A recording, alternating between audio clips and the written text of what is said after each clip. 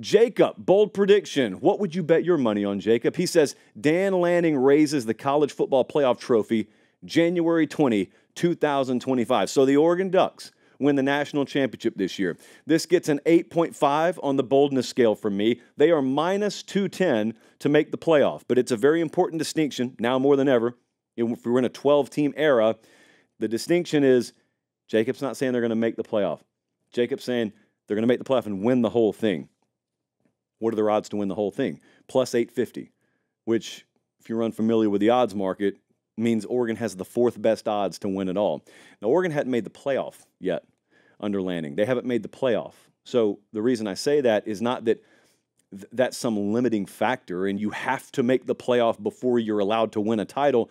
No, you make it and then you get a shot at the title. But history has shown us there are exceptions to a rule, but the general rule, and what I feel about Oregon is when you get into an expanded playoff, it's one thing to make it in there. I'm going to say this about a few teams, actually. It's one thing to make it in there.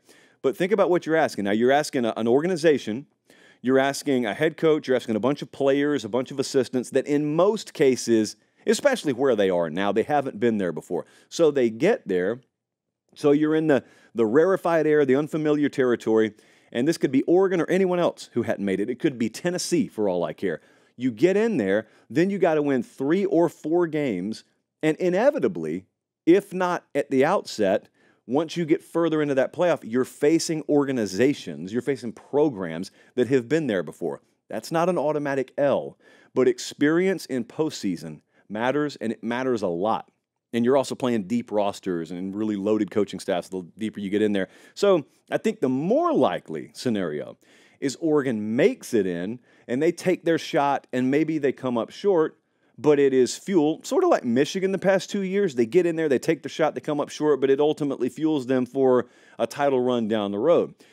Now, there is another world where Oregon just shocks the world and they get in and you find out that all these portal moves paid off and all these recruiting classes they've stacked on top of each other, they paid off. Dillon Gabriel was the perfect addition at quarterback, and they just go on a magical run. Yeah, that's possible. It is a bold prediction. That's why it's an 8.5.